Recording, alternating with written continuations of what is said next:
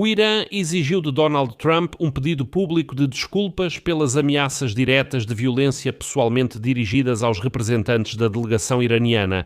As negociações de ontem entre os Estados Unidos e o Irã terminaram em um grande escândalo, quando o presidente dos Estados Unidos, Donald Trump, começou a ligar pessoalmente para os representantes da delegação iraniana e ameaçá-los, dizendo que eles não voltariam para casa se não cedessem às suas exigências. Chegou ao ponto de Donald Trump declarar que destruiria o Irã a qualquer custo, caso os iranianos não desbloqueassem o Estreito de Hormuz e não entregassem esse estreito pessoalmente ao presidente americano.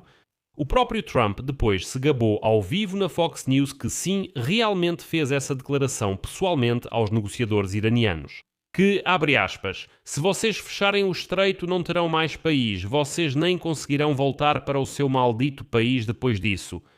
Os iranianos imediatamente declararam que não tolerariam isso e exigiram um pedido público de desculpas. Mas Trump não parou por aí e começou a ameaçar também o presidente iraniano, dizendo que ele deveria tomar cuidado com suas palavras. Em resposta, os iranianos começaram a afirmar que as ameaças de Trump já não funcionam há muito tempo e que seria melhor ele não passar vergonha com esse tipo de ameaça. E enquanto isso, antes de conversarem, os negociadores chegaram a um impasse em suas negociações. Ambos os lados conseguiram declarar que, quanto à questão da suspensão das sanções sobre o petróleo iraniano, eles conseguiram chegar a um acordo, assim como, aliás, há avanços na questão do desbloqueio dos ativos iranianos. Meu nome é Alexei Pechi. Vamos agora, enquanto tudo ainda está fresco, analisar juntos os primeiros resultados das primeiras negociações diretas entre as delegações dos Estados Unidos e do Irã, que aconteceram recentemente na Suíça. E vamos discutir, claro, o comportamento bastante estranho do presidente americano, enquanto seu vice-presidente, ainda tentava de alguma forma estabelecer um diálogo com os iranianos dentro daquele memorando de entendimento mútuo de 60 dias. Antes de começarmos, inscreva-se no canal, deixe seu like e escreva qualquer comentário seu neste episódio. E também se inscreva no meu canal do Telegram Pesci News, o link está na descrição deste vídeo. Lá publicamos notícias em tempo real assim que elas chegam. Então, as primeiras negociações diretas entre os Estados Unidos da América e o Irã quase foram interrompidas antes mesmo de começarem. E enquanto o vice-presidente dos Estados Unidos, J.D. Vance, junto com Steve Witkoff e Jared Kushner, tentavam negociar, o presidente dos Estados Unidos, Trump, não se conteve, perdeu o controle e começou a ligar para os delegados iranianos, fazendo ameaças. Imagino como essas negociações ocorriam. Nesse momento, Trump começa a ameaçar os iranianos. E Trump declarou que os Estados Unidos podem assumir o controle do Estreito de Hormuz se não conseguirem chegar a um acordo com o Irã e ameaçou a delegação iraniana que está negociando na Suíça. Além disso, Trump começou a perder o controle.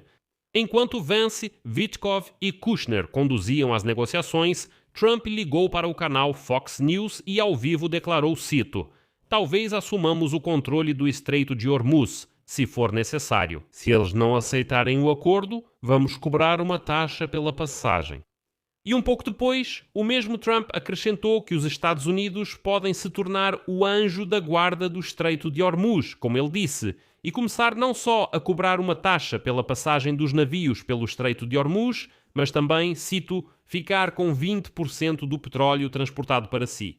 Esta é a reação de Trump aos planos do Irã de cobrar taxa para navios no Estreito de Hormuz.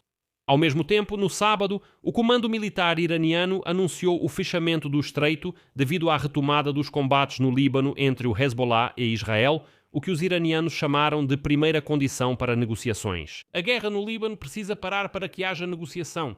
No final, Donald Trump declarou que ele mesmo disse pessoalmente aos representantes iranianos que, abre aspas, se fecharem o estreito, não terão mais um país. Vocês nem vão conseguir voltar para seu país. Parece que não foi suficiente. E então Trump perdeu a paciência com os iranianos também por causa dos militantes do Hezbollah no Líbano, que na verdade estão violando o cessar-fogo com Israel e assim rompendo o memorando entre os Estados Unidos e o Irã. Em seguida, mais uma citação de Trump. O Irã deve imediatamente impedir seus prepostos bem pagos no Líbano de causar problemas. Se eles não fizerem isso, vamos atacar o Irã com muita força novamente. Como na semana passada, só mais forte. Além disso, Trump pediu ao presidente do Irã, Massoud Pezeshkian, para tomar cuidado com suas palavras, depois que ele afirmou que o Irã supostamente não pretende desistir do enriquecimento de urânio. E então, depois de tudo isso, a delegação iraniana protestou contra os Estados Unidos da América e deixou o local da reunião na Suíça. Os iranianos declararam que consideram o comportamento do presidente americano uma violação do item 1 do Memorando de Entendimento entre os Estados Unidos e o Irã, segundo o qual as partes se comprometem a abster-se de ameaças mútuas. Isso realmente estava previsto lá, mas Trump voltou a fazer ameaças. Como resultado, a delegação iraniana deixou as negociações, realmente fez uma pausa, consultou-se e, ao falar com a imprensa, exigiu dos negociadores americanos que o presidente dos Estados Unidos, Donald Trump, lhes pedisse desculpas pelas ameaças. Bem, não se sabe se Donald Trump pediu desculpas, mas as negociações continuaram mesmo assim. Isso porque elas são muito importantes para o Irã agora, é preciso reconhecer isso. Por outro lado, a pausa nas negociações deu aos iranianos mais uma oportunidade de humilhar Donald Trump mais uma vez. Vou explicar porquê. O principal negociador do Irã, Mohammad Bagher Ghalibaf, após a reunião, depois dessa pausa nas negociações, saiu e declarou, cito, "Será que eles nunca pensam que, se suas ameaças realmente funcionassem, eles não teriam chegado a tal desespero? Nós absolutamente não levamos as ameaças dos americanos a sério. É melhor que eles escolham bem as palavras. Nossas forças armadas estão prontas para responder de outra maneira. Não importa o quanto eles falem, somos nós que vamos agir." É interessante que, enquanto Trump fazia essas ameaças, ligava para a Fox News, dava entrevistas ao vivo e contava como iria capturar o Estreito de Hormuz.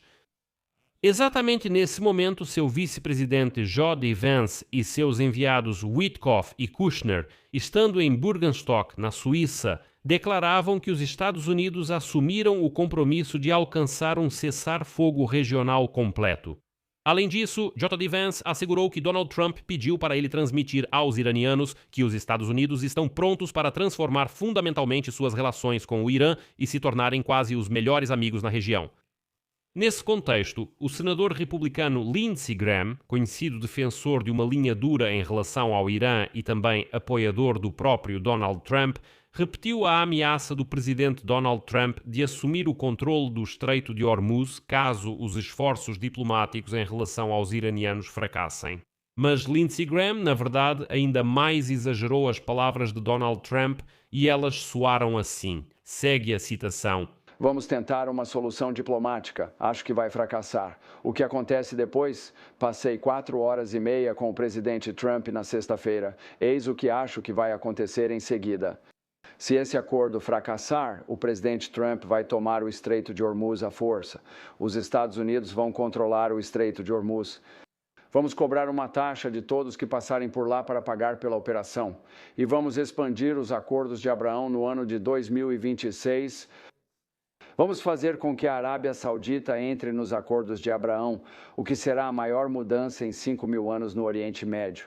E se o Irã contestar o controle do Estreito de Hormuz pelos Estados Unidos, nós vamos obliterá-los. Então, para todas as pessoas ouvindo, se esse esforço diplomático falhar, o presidente Trump vai tomar o Estreito de Hormuz. Nós vamos comandar aquilo. Tentaremos que a Arábia Saudita entre nos acordos de Abraão e encerre o conflito árabe-israelense em 2026. E se o Irã continuar atacando Israel e o Líbano, a nova política será atacar o Irã. Então, para os iranianos, se estiverem ouvindo, quando vocês usarem o Hezbollah para atacar Israel, eu acho que a nova política será atacar o Irã. Mas, apesar de todas essas ameaças públicas mútuas, as negociações ainda assim aconteceram. Mais precisamente, a primeira etapa, a primeira rodada de negociações ainda assim aconteceu. Sabe-se que uma das questões discutidas nas negociações foram os mecanismos de prevenção de conflitos no Líbano e a garantia do cumprimento do cessar-fogo em meio aos confrontos entre o Hezbollah e as forças israelenses no sul do país. E como eu contei no episódio anterior, neste canal do YouTube, representantes de Israel e do Líbano e até mesmo do Hezbollah não foram convidados para essas negociações. E, de fato, a primeira rodada de negociações entre os Estados Unidos e o Irã foi focada na guerra no Líbano, mas essa guerra estava sendo decidida completamente sem a participação dos próprios envolvidos nesse conflito. Além disso, eles conseguiram discutir elementos do futuro acordo nuclear, mas, segundo fontes, de forma muito superficial, enquanto outros assuntos ainda estão sendo debatidos. Foi abordada a questão do controle sobre o Estreito de Hormuz e, claro, também foi levantada a questão das sanções e dos ativos iranianos congelados. E então, por um lado, a mídia iraniana já declarou que as partes concluíram a elaboração de um projeto de acordo sobre a suspensão temporária das sanções dos Estados Unidos contra o Irã em relação ao petróleo e aos produtos petrolíferos iranianos. Hossein Gharbandzadeh, que é um especialista em economia da delegação iraniana, declarou que a questão da suspensão das sanções será encaminhada para implementação em breve. Resumindo, acordaram sobre as sanções. Agora só falta ativar o mecanismo e retomar a concessão de licenças para o transporte do petróleo iraniano. Ele confirmou que as partes também discutiram o desbloqueio dos ativos iranianos. E depois, engraçado isso, Gharbandzadeh acrescentou que outras disposições do memorando de entendimento entre os Estados Unidos e o Irã não passarão para a fase de implementação, até que a questão do fim da guerra no Líbano seja resolvida e até que Israel retire suas tropas do Líbano, o que Israel não pretende fazer. Mas quanto à suspensão das sanções, ao descongelamento dos ativos iranianos, aí, em princípio, pode-se até tolerar a guerra no Líbano, fechar os olhos para isso. E esses pontos, ele diz, nós podemos implementar. Bem, mesmo que Hezbollah e Israel troquem ataques, mas todo o resto de jeito nenhum. E por enquanto os americanos concordam com isso. Por outro lado, o ministro da Energia dos Estados Unidos, Chris Wright. Às partes, o ministro começou a minimizar as concessões e pediu para que ninguém superestimasse, como ele mesmo disse, não superestimasse a dimensão das concessões. Lembrando que o Irã já vinha contornando as sanções há anos, então o fim delas, na prática, não significa nada. Em seguida, uma citação de Chris Wright. Os iranianos venderam petróleo durante a maior parte dos últimos 47 anos. Tudo o que eles estão conseguindo agora é apenas a oportunidade de vender seu petróleo novamente. Só isso, veja bem, apenas ganhar bilhões de dólares vendendo petróleo. Só isso. Uma coisinha à toa. Desculpa, vou continuar a citação.